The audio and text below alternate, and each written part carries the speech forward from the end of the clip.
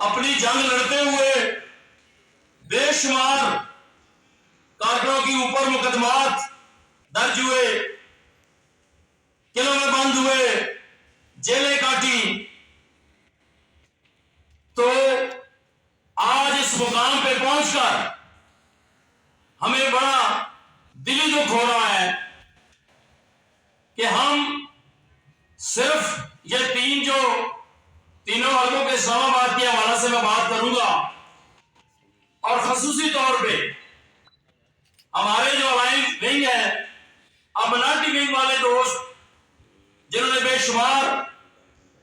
कुर्बानियां दी Pakistan peoples party के लिए, हमारी मोहतरमा नसीम साउथरा साहबा, हमारे नवीद भाई,